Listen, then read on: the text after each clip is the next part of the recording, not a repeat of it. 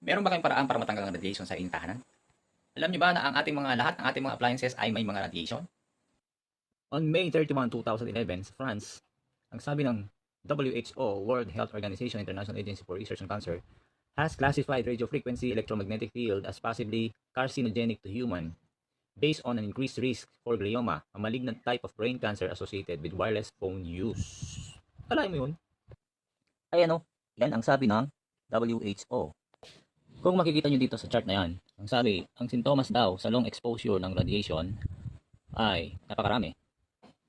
Ngayon, basahin natin ang mga sintomas sa long exposure sa EM radiation. Number 1, body and muscle pain, numbness, concentration and learning problems, brain and leukemia cancer, memory losses, fatigue and lethargic, dizziness and balancing problems, heart problems, infertility, headache and migraines, body and muscle pain, numbness, eye soreness and blindness, immune system recovery, sleeping problems, stress and anxiety problems, DNA mutation, skin irritation and rashes. Yan ang mga sintomas ng long exposure sa EM radiation. Kung nakikita nyo po dito yung chart, meron 0 to 200, slightly dangerous. Yan, 300 to 1,000, very dangerous. Pataas hanggang 1,500, very dangerous. At pagka 1,500 ang start to 2,000 is a health hazardous na. Napakadelikado niyan, para kang nagpa-x-ray na. Nagpa-x-ray. Wala! Meron ako ditong EMF, radiation detector. Detector po ito, detector. Ito yung itsura ng detector sa radiation. So, itatry kong i-detect kung may radiation yung aking mga appliances dito sa aking bahay. Ayan po ang electric fan. So, meron siyang 1,200, 300, 1,400, 1,600. So, sagad sa 1,600. Ito yung refrigerator. So, may bilang siya na 3,400. Wow, ang taas niyan. 3,000. Plus. Pag binuksan ng ilaw, sa ref,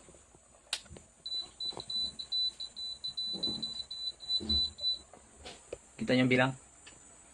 Hindi. 2,000. Ayan naman ang sa cellphone. Oh, cellphone yan. Nag-range na 2,800 plus. Kita. Ang tanong, meron pa bang solusyon para matanggal ang radiation sa loob ng bahay? Meron. Papakita ko sa inyo. Let's unbox the M-Guard. You know, ito yung pangalan ng anti-radiation harmonizer. M-Guard. Okay. Ito yung pangalan ng company. At ito yung tool. Handy, maliit lang, pero ang laki ng nagagawa. So, ilan bang sukat na kayang abutin ng anti-radiation na to? Nagre-range siya ng 4 by 8 meters. 8 diameter, 4 yung wide. Okay? So, try natin. So, i-connect lang natin dito sa plug. Ito yung cable. So, USB cable lang yan. Ito siya. Andito yung cellphone at andito yung radiation detector. So, i-detect natin ulit yung mga appliances at gadgets. At tingnan natin kung ano mangyayari. Tatanggalin ba talaga ng anti-radiation na to, na M-Guard, ang radiation sa loob ng bahay? Let's check. So, ito, i-open ko itong anti-radiation. Mapansin nyo, na-detect agad yung radiation ng cellphone. Napakataas. Very hazardous sa health. Delikado yan. Yan yung mga dahilan kung bakit nagkakasakit eh. So, ang gagawin natin, check natin ha. Sasaksak ko na itong cable na to dito sa M-Guard. Okay.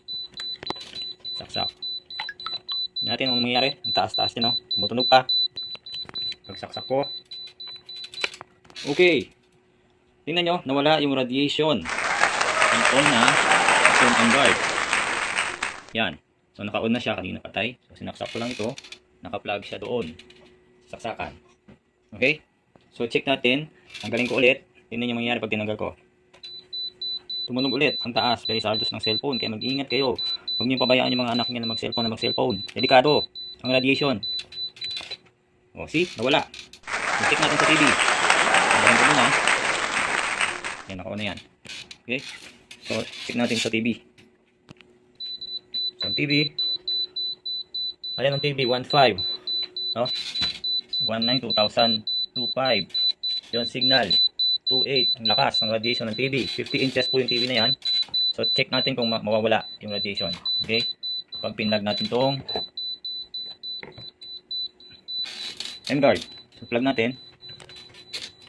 Ayun siya, tumutunog doon, no? Plug. Yun. Pagka-plug, nag-zero radiation na. So guys, yung video na to for awareness lang naman. Para, diba? May solusyon naman eh. So, ingat-ingat lang tayo sa ating health na lusugan. Mahalaga yan. Mahirap na, diba? So, kung nagustuhan niyo itong video na to, please like, share, and subscribe. Thank you.